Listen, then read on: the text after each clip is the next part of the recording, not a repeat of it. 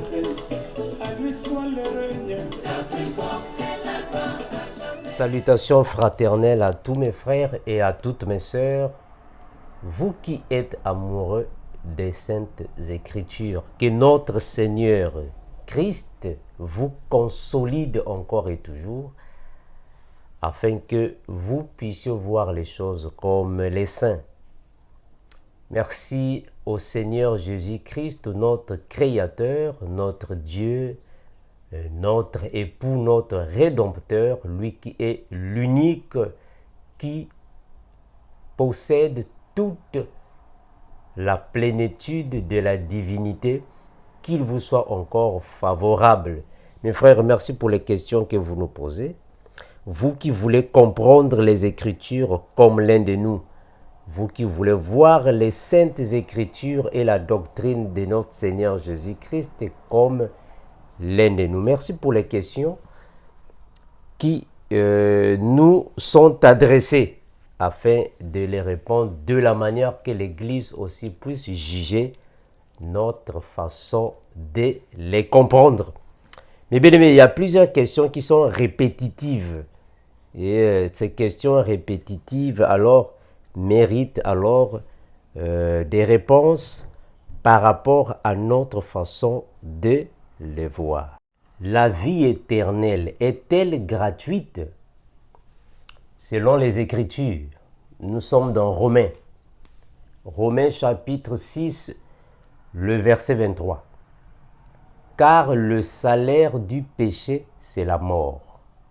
Mais le don gratuit de Dieu, c'est la vie éternelle en Jésus-Christ notre Seigneur. La question est celle de savoir, est-ce que la vie éternelle est-elle gratuite? Mais bien aimé, premièrement, il faut comprendre que le français de la Bible n'est pas le français en réalité que nous parlons déjà à la maison. On l'a toujours dit et on va continuer de le dire. Il y a plusieurs choses dans la Bible, il ne faut jamais les comprendre comme dans la vie quotidienne. Dans la vie quotidienne, le mot gratuit signifie une chose que tu peux recevoir d'une manière bénévole. C'est-à-dire que tu as reçu une chose bénévolement, sans pourtant fournir parfois des efforts, sans pourtant donner quelque chose en retour, sans pourtant alors faire un prêt. Donc, ça peut être considéré comme une chose que tu as reçue d'une manière gratuite. Mais c'est différent, mes frères, quand la Bible dit que le don gratuit de Dieu envers les hommes, c'est la vie éternelle. Il faut faire très attention avec ça. Parce qu'en réalité, nous avons deux choses en réalité qui sont le salut et la récompense. Alors mes frères, il ne faut jamais confondre ces deux choses parce qu'il y a une différence par rapport à ces deux choses. Ça c'est vrai. Le salut est une chose qui est éternelle, c'est-à-dire que le salut a déjà existé avant même que la personne ne soit une nouvelle créature. C'est-à-dire que la personne ne naît de nouveau, son salut éternel avait déjà été déclenché. Mais c'est différent avec la récompense qui accompagne ce salut. Voilà pourquoi quand on lit la Bible, il ne faut jamais comprendre certains verbes comme on comprend le français quotidien. Parce que nous croyons qu'en réalité, pour hériter la vie éternelle, en réalité, ce n'est pas gratuit. Et mes frères, c'est-à-dire qu'il y a un prix à payer. Il y a toujours un prix à payer. Donc, le gratuit de la Bible n'est pas le gratuit du français. C'est-à-dire que je suis parti dans un supermarché, j'ai acheté un téléphone, puis on m'a donné un deuxième téléphone gratuit. Je suis parti à l'école, on m'a donné les biscuits, puis on m'a donné un paquet de biscuits gratuits. Je n'ai rien fait, on m'a donné ça gratuitement. Je suis parti au travail, on m'a donné un salaire, puis un deuxième salaire seulement gratuitement sans pourtant travailler. Non, mes frères. Il ne faut pas confondre le gratuit du français avec le gratuit dans le langage de la Bible. Parce qu'en réalité, personne ne peut aller, c'est-à-dire que personne ne peut avoir la vie éternelle, les bras croisés. Personne ne peut avoir la vie éternelle, les mains dans la poche. Non, non. Personne ne peut avoir la vie éternelle sans pourtant payer un prix. Il y a un prix à payer. Donc la gratuité en réalité comme telle n'existe pas. Je vais répéter. La gratuité comme telle n'existe pas. Il y a un prix à payer avant d'arriver là-bas. Voilà pourquoi j'ai parlé du salut et de la récompense. Parce que quand on parle de la vie éternelle, on fait allusion au salut et à la récompense qui est accompagnée par ce salut. Maintenant, la Bible va dire ainsi par le frère Paul. Le frère Paul va dire ainsi. J'ai combattu le bon combat, j'ai gardé la foi et une couronne m'est réservée. Oh, mes frères, regardons. Il dit que j'ai combattu le bon combat. J'ai gardé la foi et une couronne m'est réservée. Donc, nous comprenons que le frère Paul était en train de dire que avant d'avoir la couronne, avant de recevoir la couronne, avant d'avoir accès à la couronne, il faut combattre. Donc, la couronne n'est pas gratuite. Il faut combattre. Donc, il faut garder la foi. Or, quand on combat, on fournit des efforts. Voilà pourquoi j'étais en train de dire que personne ne peut avoir le salut les mains dans la poche. C'est-à-dire que tu es à l'aise, les mains dans la poche. Non, il y a un combat qui est là. Il y a un prix à payer. Donc, ce n'est pas vraiment le gratuit comme tu étais en train de marcher, quelqu'un t'appelait, viens prendre un sac de pain. Tu vas prendre le sac de pain gratuitement et tu es parti, les mains dans la poche. Ils sont pourtant faire des efforts. Non. Le frère Paul a bien dit qu'il a combattu le bon combat. Donc, il y a un combat qui est là. Il y a un combat.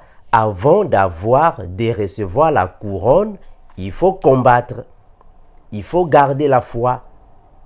Or, le frère Paul va encore dire que nous n'avons pas à lutter contre la chair et le sang, mais contre les autorités, les dominations. Oh, mais si réellement la vie éternelle est gratuite, mais on va encore lutter contre les dominations, pourquoi? Eh mes frères, si réellement la vie éternelle est gratuite comme le mot le dit, mais on va encore lutter contre les dominations, pourquoi? Pourquoi on va encore lutter contre les autorités? Pourquoi on va encore lutter contre les princes du monde des ténèbres? Donc, on comprend qu'il y a un sacrifice à donner. C'est-à-dire qu'il y a un prix à payer. Il y a un prix à payer. Jésus-Christ va dire ainsi. Je vous envoie comme des agneaux ou comme des brebis au milieu des loups. Mes questions. Quand Jésus dit, je vous envoie comme des brebis ou comme des agneaux au milieu des loups, c'est pour aller faire quoi? Est-ce que c'est pour aller être les amis des loups? Non.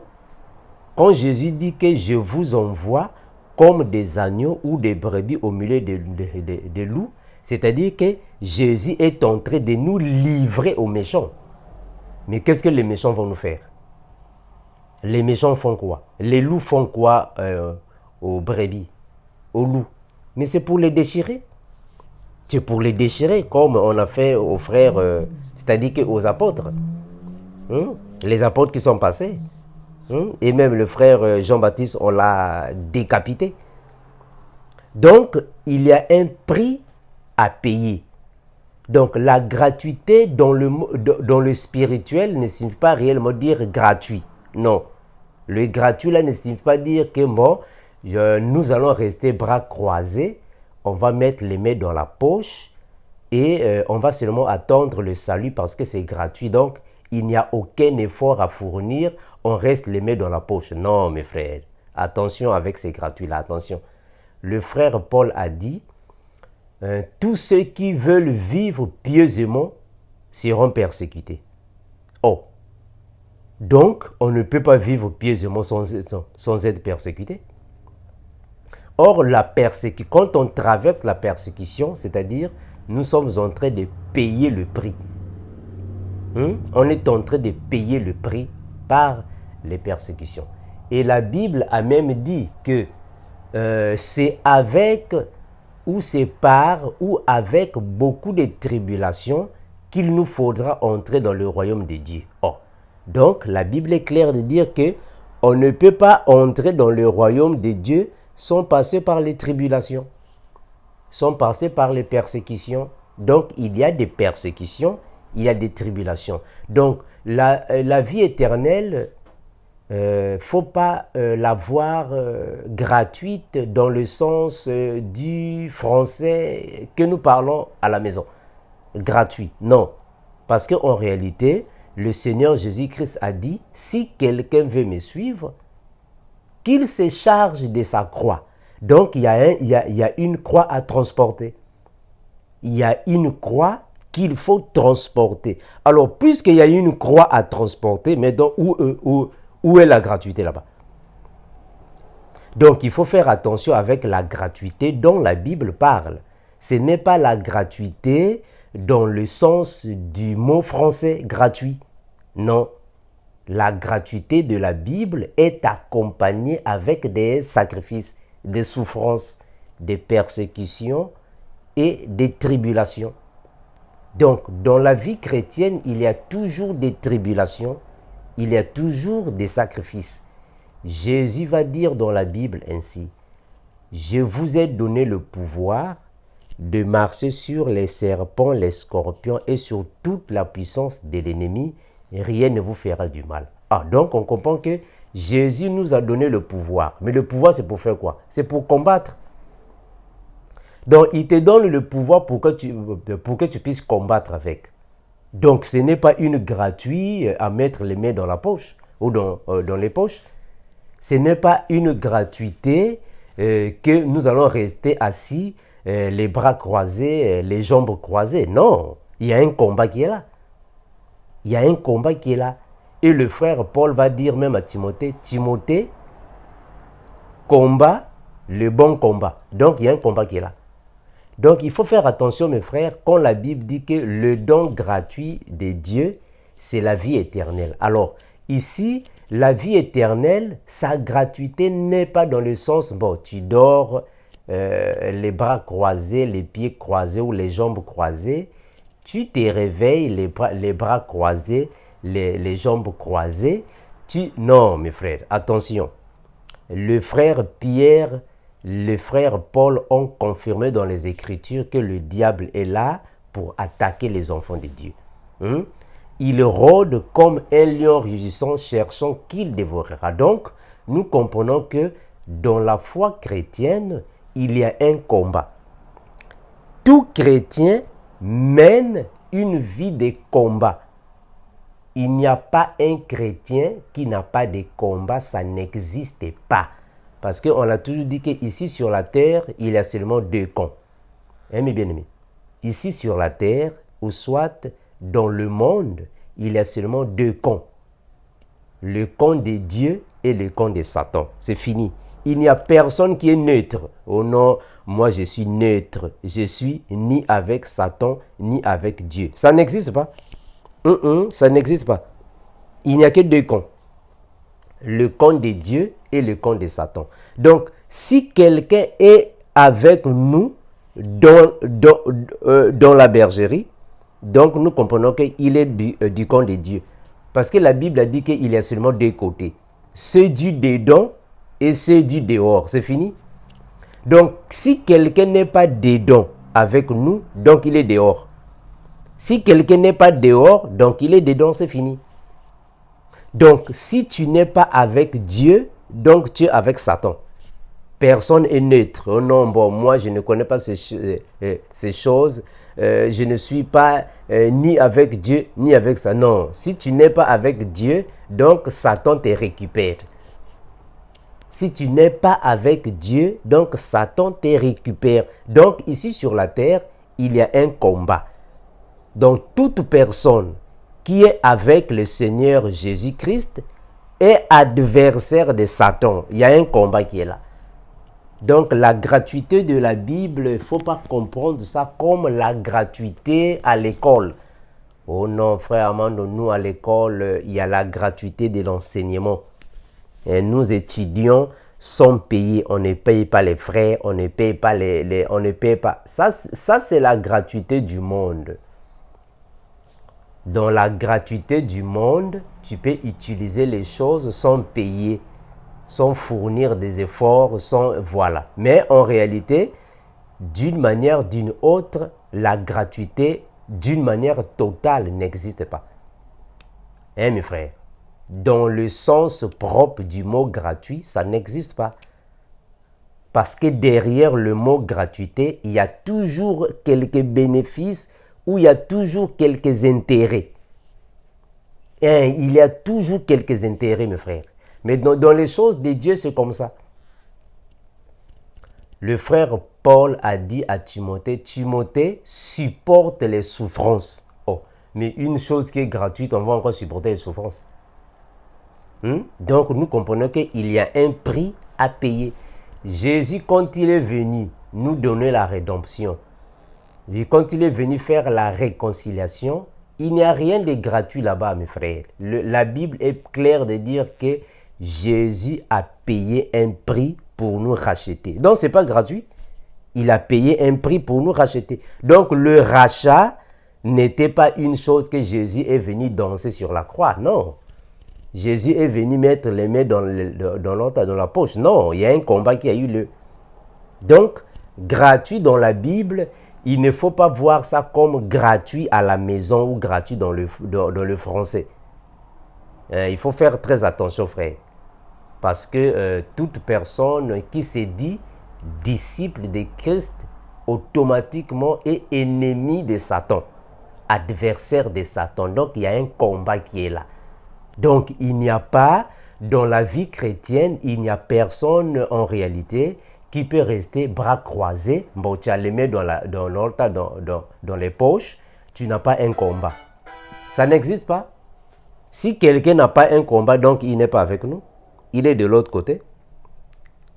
Toute personne qui vient en Christ, il mène un combat. Vouloir ou pas, il y a un combat. Donc, la gratuité n'est pas dans le sens propre de la gratuité.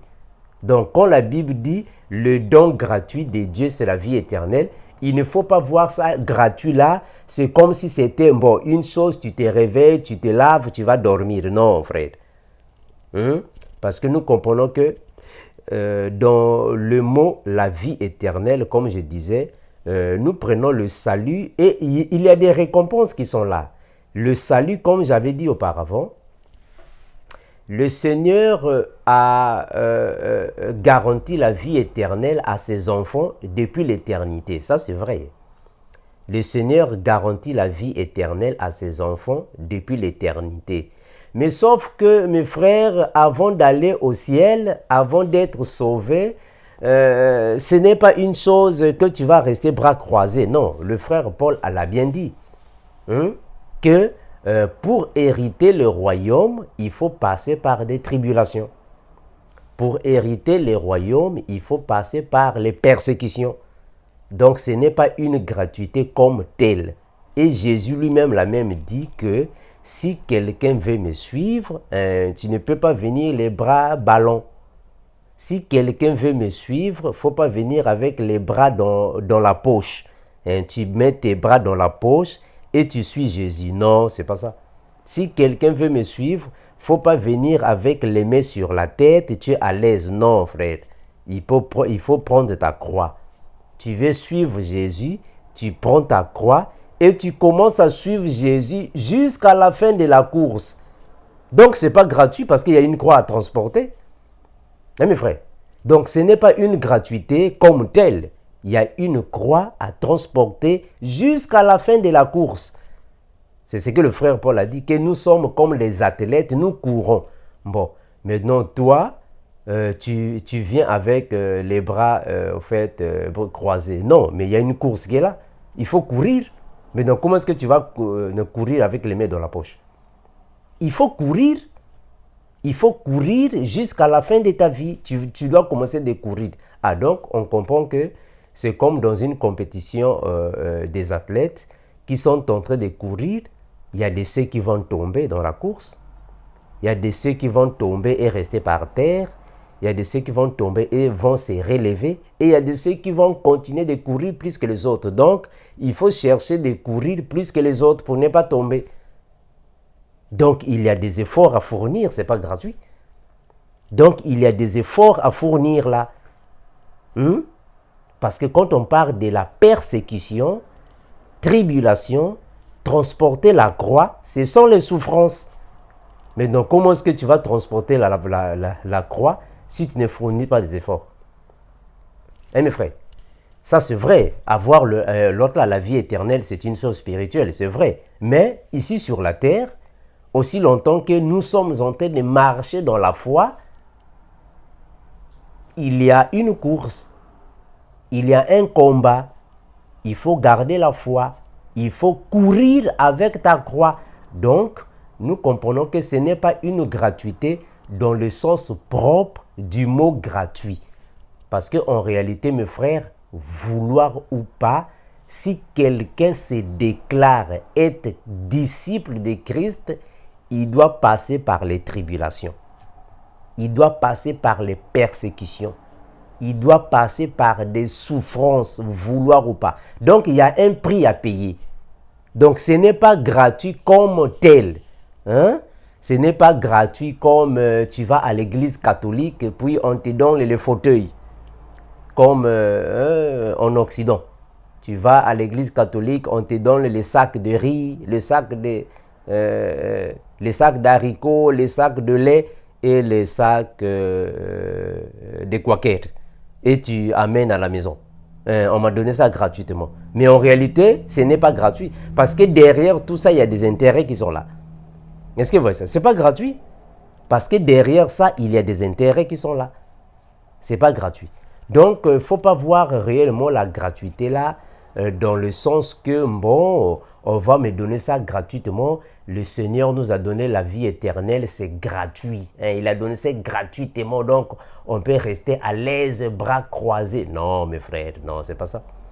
Mes frères, c'est pas ça. C'est pas ça. C'est avec expérience que nous disons ces choses, mes frères. Ce n'est pas gratuit. Il y a des attaques qui sont là. Il y a des attaques qui sont là.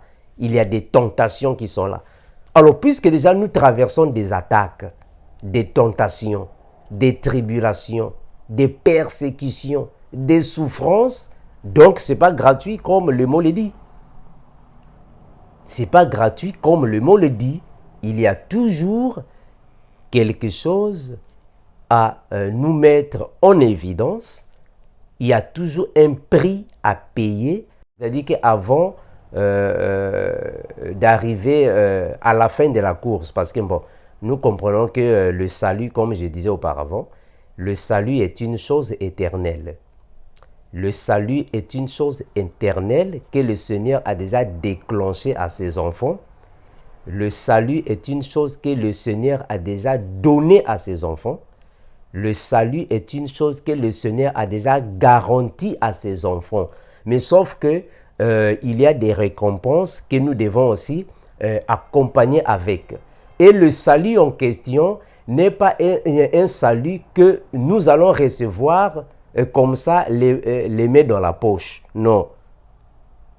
Donc, ce n'est pas une chose que nous allons recevoir les mains croisées. Parce qu'en réalité, le salut est accompagné avec les récompenses.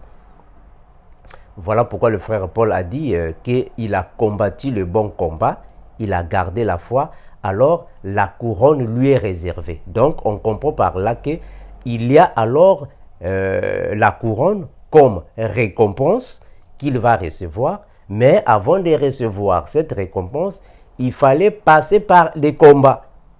Donc la récompense, on l'obtient quand on est vainqueur par rapport aux combats qui nous sont exigés.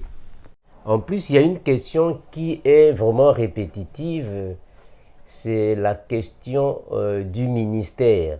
C'est-à-dire qu'il y a plusieurs frères, les nouveaux frères qui veulent se donner dans le ministère, mais posent souvent une question qui ne fait que répéter, qui ne fait que revenir. Alors, je vais vous faire écouter l'audio du frère Mathias à partir de la RDC afin de répondre un peu à cette question qui est répétitive. Il y a plusieurs frères qui me posent la même question concernant le ministère. Donc, je vais un peu vous faire écouter l'audio du frère Mathias parce que c'est la question qui ne fait que répéter, qui ne fait que revenir. Donc, on va répondre en peu de mots à cette question répétitive par rapport, mes bien-aimés, à notre façon de comprendre la doctrine de notre Seigneur Jésus-Christ. Le docteur Armando Kinanga. Je vais commencer ça. Bonjour, le docteur Armando Kinanga. Comment allez-vous? Et la famille aussi. Ou sinon, moi et ma famille, je me porte bien, nous sommes bien, tellement. Dieu nous protège toujours.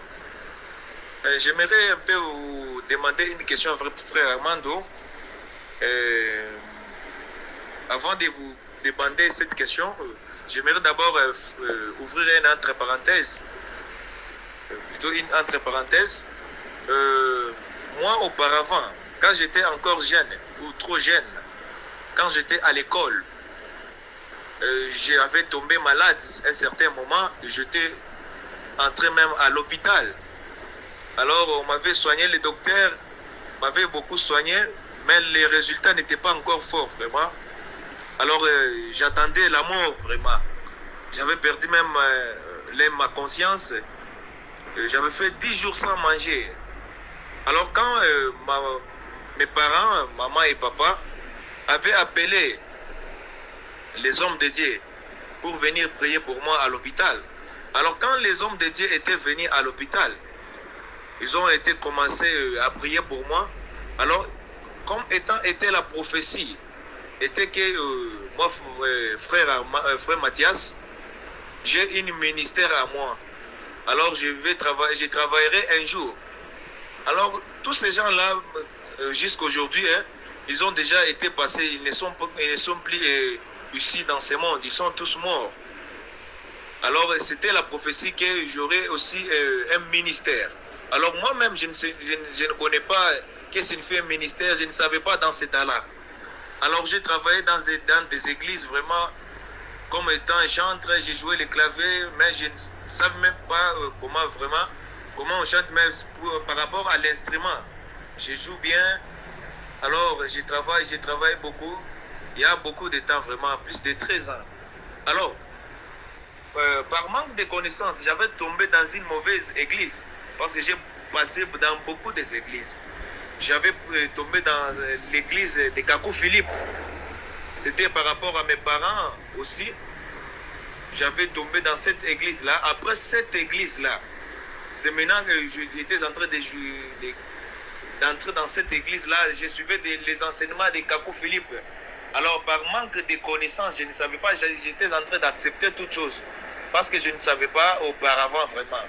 Alors, c'était fait à travers vous que j'avais écouté et entendu votre enseignement quand vous corrigez les faux prophètes Kakou Philippe sur blasphème au nom de Jésus. Donc on fait baptiser les gens au nom de Jésus parce que bon, j'avais passé par là, mais je ne savais pas qu'est-ce que je faisais vraiment parce que j'étais dans l'ignorance. Alors quand je vous ai entendu, je vous ai suivi vraiment, je me suis intéressé avec vous. Alors j'ai commencé, Dieu m'a beaucoup aidé. J'ai oublié tous les enseignements que on était en train de nous donner dans cette secte-là. Parce que c'est une secte par rapport à ce que vous nous enseignez, par rapport à la définition d'une église et une secte. Alors je vous suivais, je suivais les GIEC avec aussi, sans toutefois oublier la chaîne Vérité 116 TV. Alors j'avais beaucoup téléchargé des enseignements, votre enseignement, les enseignements, vraiment je suivais ça. Alors Dieu m'a aidé, j'ai commencé à comprendre un peu la parole déjà. Comme nous sommes partout dans le monde, moi avec vous, c'est pourquoi je m'intéresse toujours avec vous. Alors ici au Congo RDC, alors j'étais toujours à la maison. Alors je ne partais pas, j'ai prié toujours le Seigneur puisse m'aider aussi. Là où je peux trouver aussi quelques-uns, quelques vrais hommes de Dieu. Ici aussi, ils travaillent pour notre Seigneur Jésus. Alors j'avais passé à quelque part. En passant, j'avais entendu aussi quelqu'un enseigner comme étant vous. Alors, lui, il est un apôtre. Il est un apôtre. Alors, dans cette paroisse-là, c'était la première paroisse. Alors, lui, il travaille avec Jean chapitre 5, verset, Jean chapitre 14, verset 5 à 6. Là où Thomas dit à Jésus, montre-nous les chemins.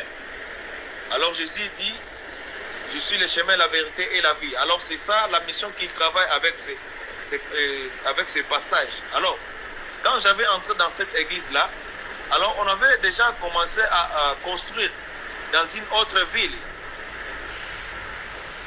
Dans une autre ville, une autre paroisse, la deuxième paroisse. Alors, quand on avait terminé cette paroisse-là déjà, direct, alors nous étions à l'église beaucoup vraiment. Alors, il y avait un pasteur aussi là-bas, l'apôtre, les évangélistes. Alors, ils ont entré dans la prière pour prier qui doit aller travailler là-bas. Alors, les sorts étaient tombés vraiment sur moi. Alors, comme les sorts étaient tombés sur moi, alors j'ai été obligé d'aller travailler. Alors, quand j'étais auparavant allé travailler, il y avait beaucoup de combats vraiment. Quand je priais le Seigneur commençait maintenant à m'aider, comment comprendre. Alors, quand je suis entré à l'église, j'ai commencé avec des personnes, mais là nous sommes au nombre de 30 personnes vraiment. 30 personnes. Alors le Seigneur nous aide toujours. Alors à l'église, souvent, quand j'étais auparavant au début, je travaillais comme étant le pasteur là ou l'apôtre là. Je travaillais comme lui, comme il travaille de la même. Donc je travaillais comme de la même façon que lui. Alors, arrivé à un certain temps, à un certain moment, par rapport quand je lisais la Bible, j'ai commencé à comprendre la Bible. Alors, j'ai commencé à travailler comme votre rythme totalement, vraiment. Je dis pas totalement. J'ai commencé à travailler comme vous. J'ai commencé à entendre la parole, à comprendre la parole. J'ai commencé à travailler comme vous. Alors, quand je présente ces deux ministères, pastoral et doctoral, alors les autres m'appelaient pasteur, alors les autres m'appelaient docteur. Dieu m'a déjà aussi encore aidé les dons de la prophétie. Alors, quand il y a une prophétie, quand je prophétise, quand je reçois un message divin, quand je transmets le message, alors d'autres personnes m'appellent prophète. Alors, on m'appelait tous ces trois choses. On m'appelle pasteur, toujours moi-même. On m'appelle docteur, toujours moi-même. On m'appelle prophète, toujours moi-même. Alors, je ne refuse pas. Alors, j'accepte toutes ces fonctions vraiment. Alors, la question est celle-ci alors. Avant d'abord la question s'il vous plaît. Arrivé un jour, j'avais un songe. J'ai entendu une voix audible qui me disait, cette voix était la voix d'un homme qui me disait plutôt, frère Mathias, même si tu t'es réjoui avec ta femme et tes enfants, alors n'oublie jamais que tu es un docteur. Alors je me suis réveillé, ça m'avait beaucoup dépassé vraiment. Alors j'entendais toujours la volonté de Dieu. Comme je continue toujours à travailler, alors aujourd'hui, alors l'Esprit me pousse à vous demander la question, est-ce qu'une personne peut-il avoir tous les 5 ministères ou 2 ou 3 ministères par rapport à ce qu'on m'appelle moi?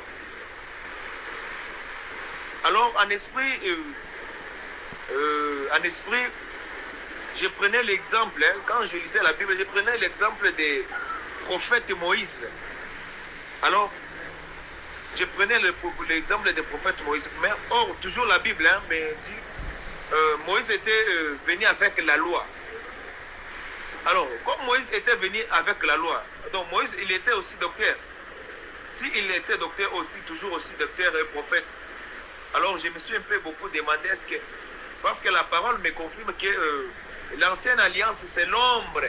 Alors, comme Moïse, il était dans l'ombre, alors nous, nous sommes sous la grâce. Est-ce que c'est possible toujours? Est-ce qu'une personne peut avoir 2 ou 3 ministères, 4? S'il vous plaît, vraiment, veuillez nous répondre. C'est très important, vraiment, frère Armando. Ok. Merci, frère Mathias, pour l'audio. En plus, il y a 4 mois passés, j'étais en train de prier que le Seigneur puisse m'aider à comprendre sa parole, que le Seigneur m'enseigne sa parole, que le Saint-Esprit m'enseigne sa parole.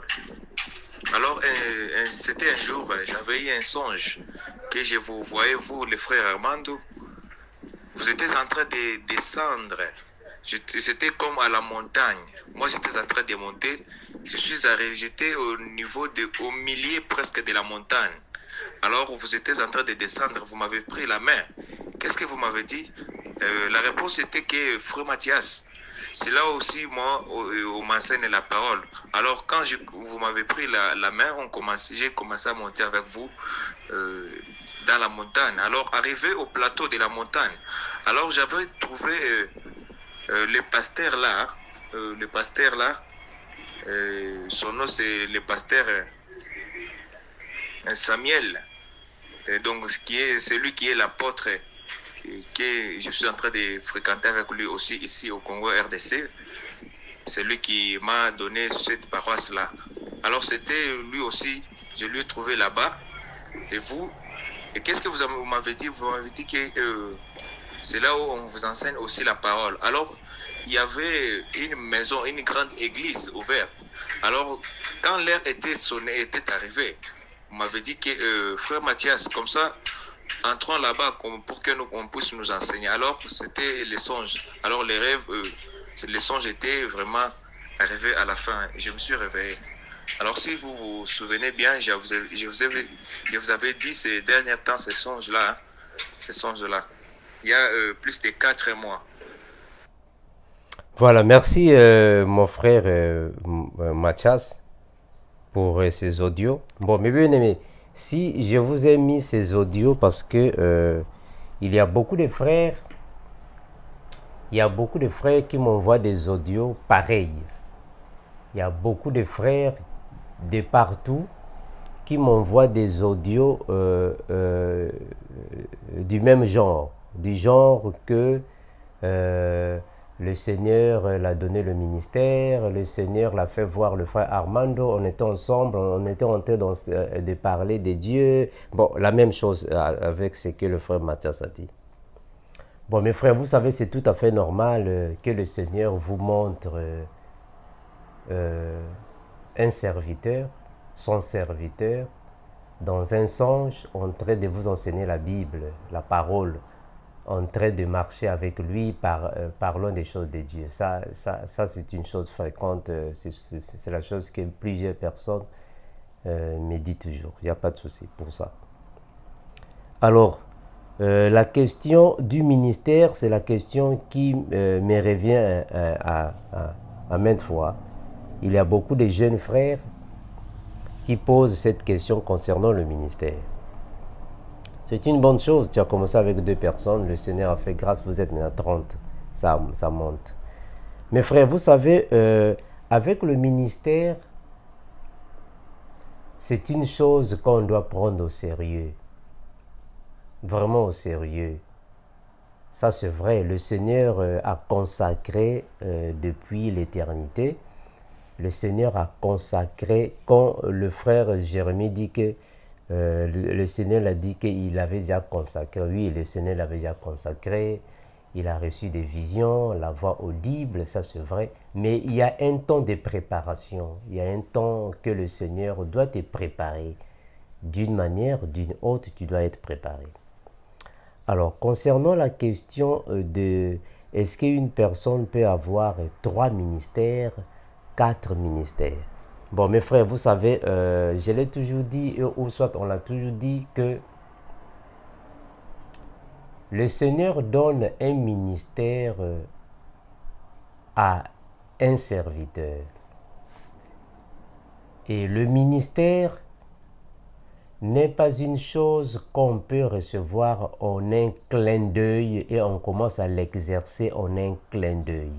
Il y a des étapes à suivre. Il y a des étapes à suivre par rapport au ministère. Alors, une personne ne peut pas avoir au même moment le ministère apostolique, le ministère prophétique, le ministère pastoral, le ministère doctoral. Attention, ici je suis en train de dire d'une manière effective, parce que nous comprenons que le Seigneur Jésus avait en lui tous les 5 ministères. Le Seigneur Jésus avait tous les 5 ministères en lui, parce que vous allez constater que lui-même il a dit que je suis le bon berger. En d'autres termes, je suis le bon pasteur. Un berger est un pasteur. Quand il dit je suis le bon berger, cela signifie que je suis le bon pasteur. Alors, constatez que quand Nicodème est venu de nuit auprès de Jésus, il a bien dit, Maître, nous savons que tu es un docteur venu du ciel. Tu es un docteur venu de Dieu. Tu es un docteur. Donc, on comprend que Jésus déjà était un docteur parce que déjà, les docteurs de la loi voyaient déjà en lui le ministère doctoral.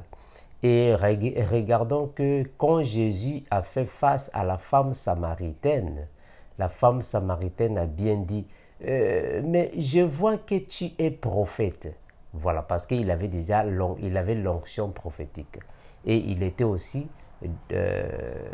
en train de prophétiser, ça c'est vrai. Alors, regardons. Jésus, de son vivant, avait les 5 ministères en lui. Voilà pourquoi il a fait des dons à ses serviteurs, parce que tous ces dons-là viennent de lui-même, Jésus-Christ. C'est lui qui est le porteur des dons, c'est lui qui est le donneur des dons, c'est lui qui est le propriétaire des 5 ministères. Maintenant, nous qui avons reçu le ministère, nous recevons un ministère, mais nous pouvons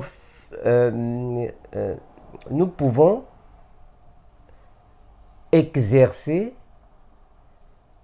un rôle, mais sans pourtant aller en profondeur de ce rôle-là. Je prends un exemple palpable. Je vais lire un passage afin que vous puissiez comprendre ce que je suis en train de lire. Parce que moi, par exemple, le Seigneur m'appelait pour le don doctoral. Mais dans le GEC, j'exerce le ministère pastoral dans le GEC. Mais je suis docteur. Ça, c'est le ministère que le Seigneur m'a donné. Mais je peux exercer un ministère faute d'un pasteur. Je peux exercer le ministère. Je donne un exemple. Vous voyez dans une équipe de football. Dans une équipe de football, il y a ce qu'on appelle par les capitaines. Le capitaine de l'équipe. Alors, un capitaine de l'équipe de football, c'est quelqu'un qui peut jouer tous les postes. C'est-à-dire qu'il peut exercer tous les postes, mais sans pourtant alors avoir un poste clé, c'est-à-dire qu'il a un poste clé, mais il peut alors venir en aide aux autres postes, mais il a un poste clé qu'il peut occuper. C'est comme un ministère. C'est comme un ministre. Moi, j'ai reçu le don doctoral, mais faute de pasteur, je peux exercer le ministère pastoral. C'est comme les apôtres, non? Les apôtres de Jésus. Je prends l'exemple des frères Pierre, Jean et Jacques. Exemple. Le frère Pierre, Jean et Jacques étaient les apôtres de Jérusalem. Mais quand même, dans Jérusalem, il y avait une église. Il y avait une assemblée, c'est-à-dire l'église de Jérusalem. Mais ils jouaient ou ils exerçaient le ministère pastoral parce que c'est eux qui étaient les pasteurs de l'église de Jérusalem. Mais en réalité, leur ministère était le ministère apostolique. Donc, un apôtre peut exercer le ministère pastoral par faute de pasteur. Un docteur peut exercer le ministère pastoral faute de pasteur. Mais en réalité, son ministère, c'est le ministère doctoral. Donc, il n'est pas à la fois pasteur, docteur, prophète. Non. On ne peut pas appeler le frère Paul prophète, non, apôtre, pasteur, prophète, évangéliste. Non. Le frère Paul est apôtre. Mais étant apôtre, faute de pasteur dans une assemblée, il peut exercer le ministère pastoral. Faute d'évangéliste, il peut exercer le ministère évangélique. Faute de docteur, il peut exercer le ministère doctoral. Mais son ministère clé est apostolique. Est-ce que vous voyez ça? C'est ce que je suis en train de dire. Je prends un exemple de la Bible. En fait, dans la Bible, je prends un exemple. C'est que le frère Paul va dire à Timothée. Je vais prendre un passage dans la Bible. Je prends la Bible, mes frères. Écoutez ce que le frère Paul va dire à Timothée. Il va dire ainsi. Je suis dans 2 Timothée, chapitre 4, le verset 5. Je répète. 2 Timothée 4, 5. Le frère Paul va dire ainsi à Timothée. Mais toi, sois sobre en toutes choses. Supporte les souffrances. Fais l'œuvre d'un évangéliste. Remplis bien ton ministère. Mes frères, est-ce que vous voyez ça? Le frère Paul est en train de dire à Timothée de faire l'œuvre d'un évangéliste. Attention, le frère Timothée n'était pas évangéliste. Timothée était pasteur. Je répète ça. Le frère Timothée était un pasteur parce qu'il était en train de paître une assemblée. Le frère Timothée était en train de paître une église. Donc, il était pasteur. Mais quand même, Timothée peut faire l'œuvre d'un évangéliste. Voilà pourquoi j'étais en train de dire que le frère Paul était un apôtre. Mais faute de pasteur dans une assemblée, il peut faire l'œuvre d'un pasteur. Mais il n'est pas en réalité pasteur comme tel, mais il peut faire l'œuvre d'un pasteur. Je donne un exemple, comme moi, non, en fait. Moi, je suis docteur de l'évangile. Ça, c'est le ministère que Dieu m'a donné. Dieu m'a donné le ministère doctoral. Mais dans le GEC, faute de pasteur dans le GIEC, moi je fais l'œuvre d'un pasteur dans le GIEC. Faute de pasteur, je suis pasteur du GIEC, faute de pasteur. Mais en réalité, je n'ai pas reçu le ministère pastoral comme tel. Le Seigneur ne m'a pas dit que je suis pasteur. Non, le Seigneur m'a envoyé pour l'enseignement. Parce que mes frères, il faut comprendre qu'un pasteur, c'est un berger. C'est celui qui prend soin du troupeau du Seigneur. C'est-à-dire que c'est celui qui assure l'hospitalité du troupeau, je veux dire. C'est lui qui est le pasteur. Le docteur, c'est celui qui enseigne l'Église. Le docteur, c'est celui qui a reçu le ministère de l'enseignement. Le docteur, c'est celui qui décortique les Écritures afin de donner à l'Église la doctrine, la révélation, la prophétie et ainsi que la connaissance, il transmet. Il est docteur, mais ça c'est vrai, l'apôtre c'est celui qui est basé sur la doctrine. Hein? L'apôtre c'est celui qui se base dans la doctrine. Donc on peut être apôtre de ministère, mais faute de pasteur, on peut jouer le rôle d'un pasteur. Donc, étant comme ça, cela ne signifie pas dire que nous avons les 4 ministères. Je suis apôtre, prophète, pasteur, évangéliste. Et on va commencer à m'appeler docteur, pasteur. Non, non, non. On ne peut pas appeler quelqu'un docteur, pasteur au même moment. Ça, c'est vrai. On peut jouer le rôle d'un pasteur étant docteur, faute de pasteur. Ça, c'est vrai. Mais sinon, le Seigneur a donné les uns comme pasteurs, les autres comme apôtres. Ce n'est pas pour rien qu'on a fait cette séparation. Les uns comme, les autres comme. Mais ce qui est vrai, un docteur peut faire l'œuvre d'un évangéliste.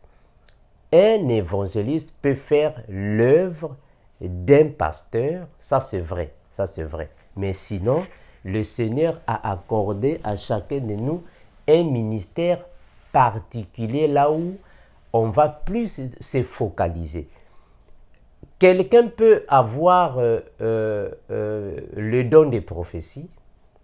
Quelqu'un peut recevoir le ministère doctoral et il peut aussi faire l'œuvre d'un pasteur. Ça, c'est vrai.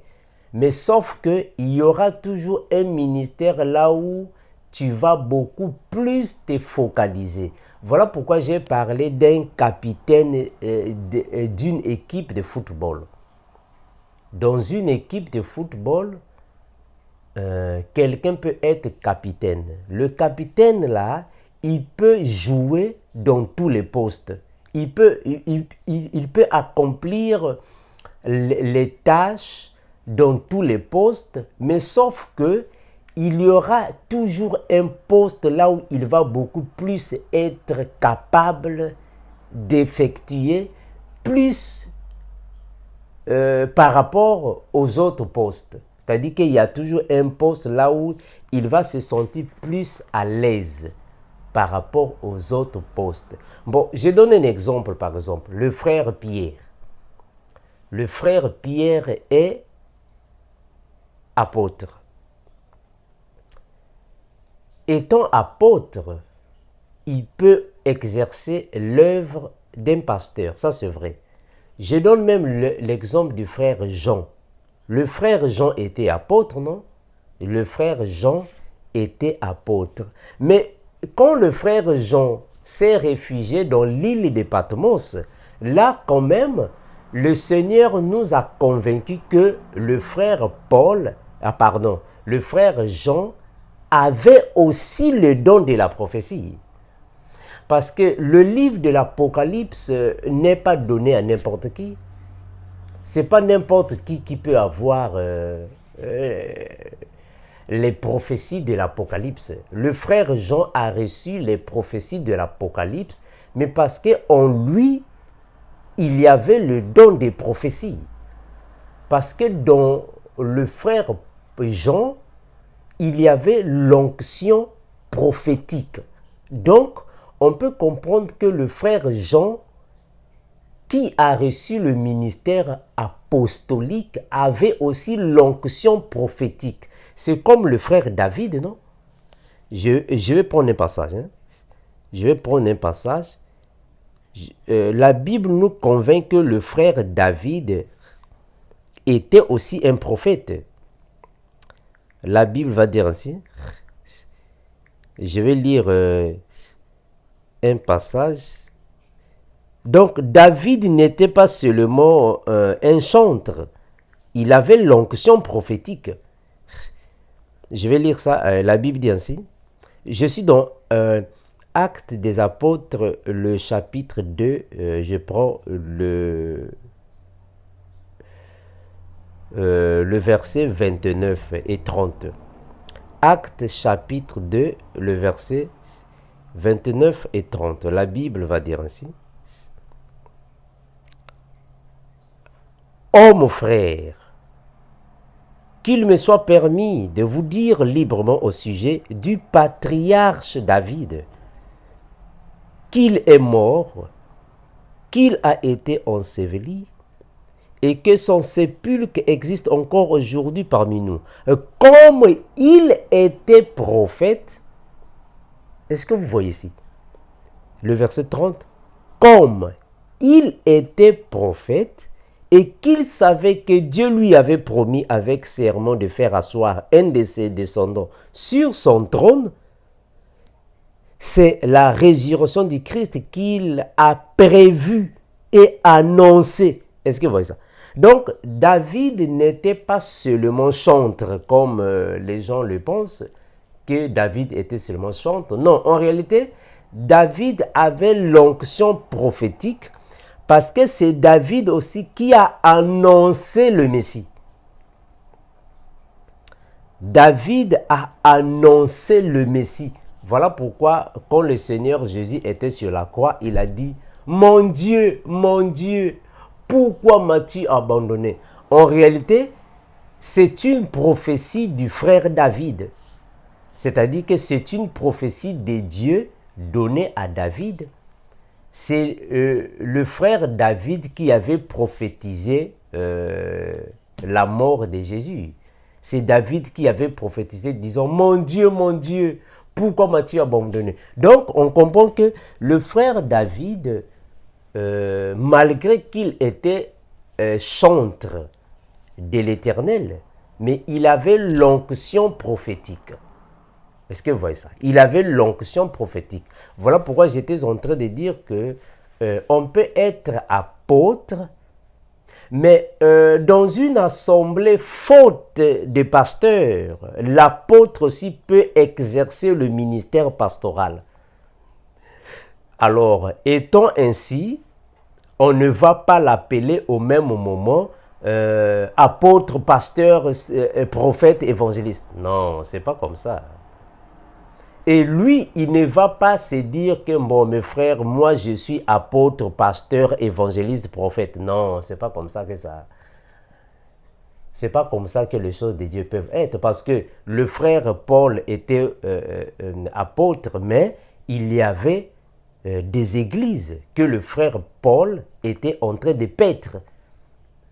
Alors, le frère Paul, puisqu'il était en train de paître certaines églises, alors Paul ne va pas se dire que bon, moi je suis apôtre, pasteur de Jésus-Christ. Non, c'est pas ça. Hein, mes frères, le frère Paul ne va pas dire ça. Dans toutes les lettres du frère Paul, le frère Paul disait toujours « Moi, apôtre de Christ ». On va lire ça, regardez, je vais prendre un passage. Le frère Paul n'a jamais dit « Moi, apôtre, pasteur de Jésus-Christ ». Non, il n'a jamais dit ça. Regardez, je vais prendre un passage ici. Voilà, je prends Tite. Regardez, je suis dans Tite. Tite, chapitre 1er. Le frère Paul va dire ainsi. Tite, chapitre 1er, le frère Paul va dire ainsi. Paul, serviteur de Dieu et apôtre de Jésus-Christ pour la foi des élus de Dieu et la connaissance de la vérité qui, selon la piété, vous continuez. Est-ce que vous voyez comment est-ce que le frère Paul s'est présenté? Il s'est présenté qu'en réalité, il est serviteur de Dieu, apôtre de Jésus-Christ. Mais en réalité, Tite était un enfant dont le frère Paul était en train de paître avant que Tite ne soit pasteur. Parce que c'est bien après que Tite est devenu pasteur. Donc le frère Paul était en train de paître plusieurs frères. Timothée, Tite, Philémon, Onésime, ils sont nombreux. C'est le frère Paul qui les a transmis l'évangile. Donc Paul était aussi un pasteur. Mais le frère Paul ne va pas dire que bon, moi je suis apôtre et pasteur de Jésus-Christ. Non, il ne va pas dire ça. Est-ce que vous voyez ça? Donc, le frère Paul a aussi exercé le ministère pastoral. Il a aussi exercé ce ministère-là. Parce que le frère Paul aussi a donné des prophéties. Est-ce que vous voyez ça, frère? Le frère Paul a aussi donné des prophéties. Mais on ne va pas appeler le frère Paul au même moment. Frère Paul était pasteur, prophète, apôtre. Non, c'est pas ça. Donc, le frère Paul était un apôtre de Christ, mais il a aussi fait l'œuvre d'un pasteur et d'un prophète. Et aussi d'un évangéliste, parce qu'il évangélisait. Est-ce que vous voyez ça? Mais étant comme ça, le Seigneur donne à ses enfants les ministères, mais on ne peut pas refuser quand on nous appelle apôtres. C'est-à-dire, moi, je suis docteur. Si on m'appelait pasteur Armando, comme plusieurs personnes m'appellent pasteur, je ne vais pas refuser. Parce qu'en réalité, j'exerce aussi le ministère pastoral. Donc, je ne peux pas refuser si on m'appelait pasteur Armando. Je ne vais pas refuser. Parce qu'en réalité, dans le GEC, j'exerce le ministère pastoral. Mais aussi, on m'appelle docteur, je ne peux pas refuser parce qu'en réalité, c'est le ministère que Dieu m'a donné. Donc, Dieu m'a donné le ministère pastoral, je ne peux pas refuser à ça. Parce qu'en réalité, c'est le ministère que Dieu m'a donné. Donc, on peut t'appeler pasteur Mathias, on peut t'appeler prophète Mathias, parce que tu prophétises. Tu ne vas pas dire, bon, ne m'appelez pas pasteur Mathias. Non, mais tu es en train d'exercer le ministère pastoral. Donc, le Seigneur peut t'appeler pour un ministère, mais le ministère se prépare, mes frères. Voilà pourquoi le Seigneur Jésus, quand il a fait sa rencontre avec ses disciples, il a dit à ses disciples, venez, suivez-moi, je vous ferai pécheurs d'hommes. Jésus n'a pas dit à ses disciples que vous êtes déjà devenus les pécheurs d'hommes. Non, Jésus n'a pas dit ça. Quand Jésus a fait rencontre à ses disciples, il n'a pas dit à ses disciples, bon, moi je vous ai rencontré déjà aujourd'hui, allez suivez-moi, vous êtes déjà des apôtres. Non, non, Jésus n'a pas dit ça. Jésus a dit, je vous ferai pécheurs d'hommes. Donc, il y a une formation à suivre avant de devenir pécheur. Je vous ferai, c'est-à-dire que vous n'êtes pas encore des pécheurs d'hommes. Je dois d'abord vous encadrer. Je dois d'abord vous former. Je dois d'abord vous donner la nourriture. Je dois d'abord vous donner ce qui est propre pour être apôtre. Donc, il devait d'abord subir une formation avant de devenir des apôtres. Voilà pourquoi quand le Seigneur te donne un ministère, quand tu dors la nuit, le Seigneur te donne un ministère, tu te réveilles, il ne faut jamais dire, bon, le Seigneur m'a donné le ministère, je suis déjà docteur, bon, demain matin, je vais déjà passer déjà... non, il y a une formation à suivre. Il y a une formation à suivre. Il y a un délai préparatoire qui est là. pour ne pas tomber dans des erreurs comme font beaucoup de gens aujourd'hui. Quelqu'un qui était catcheur, il était sataniste, hein, il était sorcier. Dès que le Seigneur le visite, même pas une semaine, bon, moi je suis déjà évangéliste, mais non, mais c'est pas comme ça. Après, il y aura beaucoup de dégâts.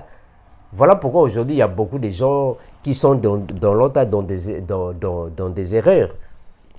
Hein? Tu étais dans le monde, dans la musique des Aiko Langa Langa.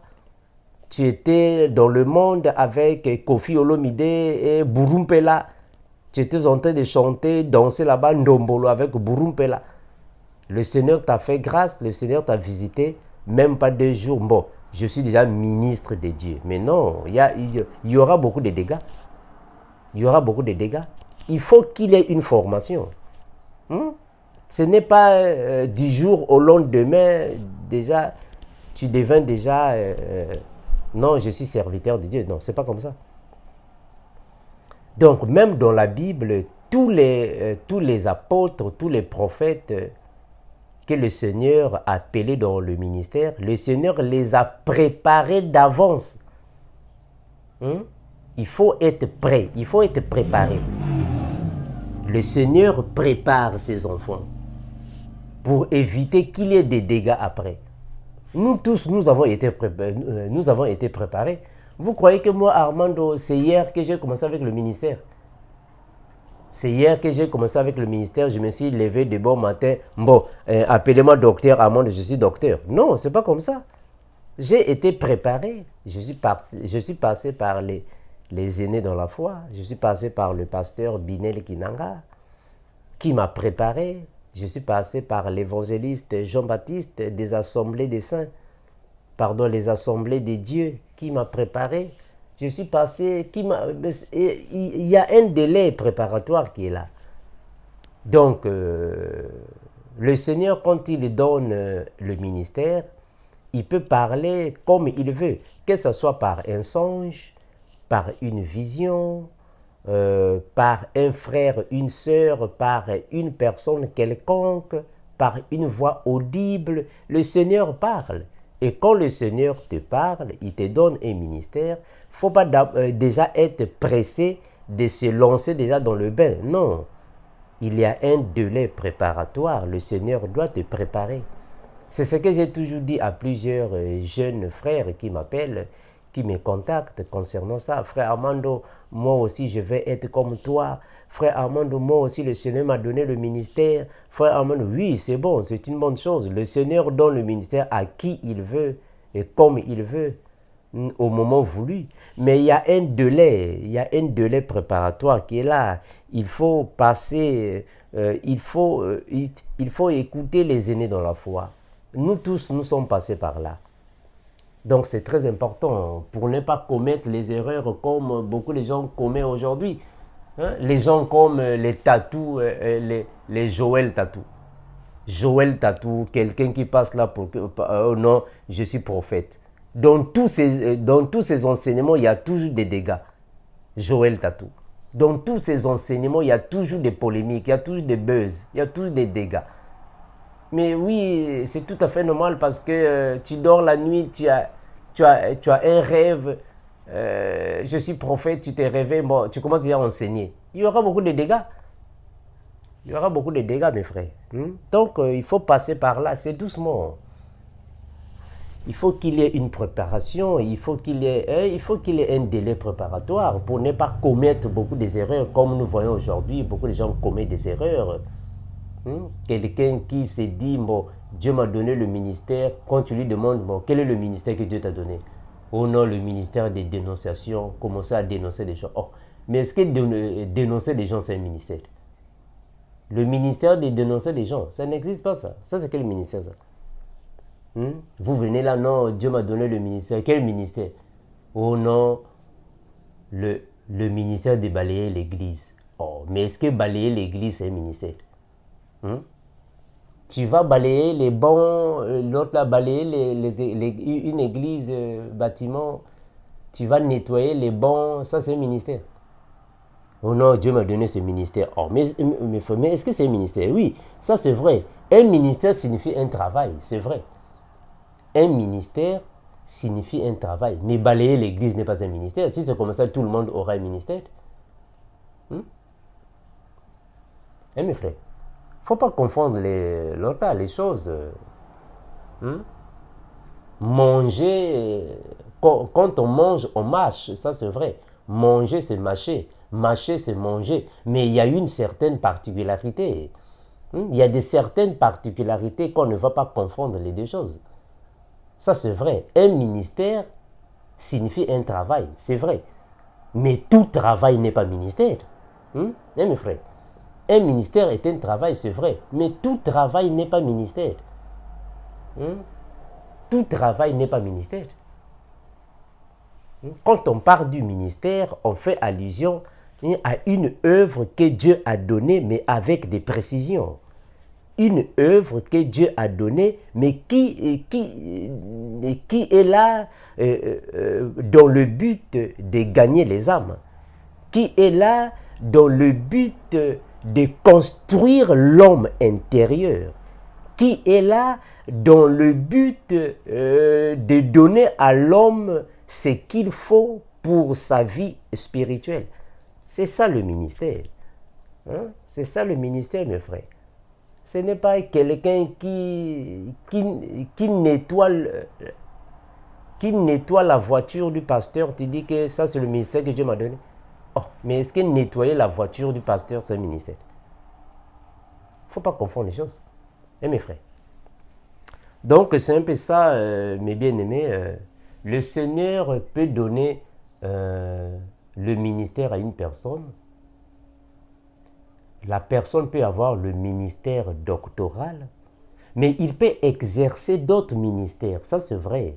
Mais sauf qu'on ne va pas l'appeler apôtre, docteur, prophète, évangéliste au même moment, non. Il peut exercer les autres ministères, mais on ne va pas l'appeler, non, bon, moi je suis prophète, évangéliste. Non, comment ça? Un ministère est pour une personne pour un ministère, mais il peut exercer les autres ministères, ça c'est vrai, mais on ne va pas... Mes frères, prophétiser ne signifie pas dire que tu es prophète. Non, hein, mes frères. Il y a le ministère prophétique et le don des prophéties. Il ne faut pas confondre les deux choses. Ministère prophétique et le don des prophéties. Il ne faut pas confondre ça. Il y a le ministère évangélique et l'évangélisation. Il ne faut pas confondre ces choses. Mes frères, que le Seigneur vous bénisse, vous fortifie, vous garde, vous protège. Maranatha. Merci.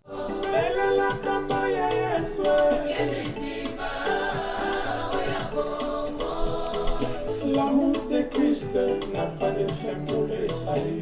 Et ses coups qui ne manquent jamais autant de la détresse. À lui soit le règne, la puissance et la gloire.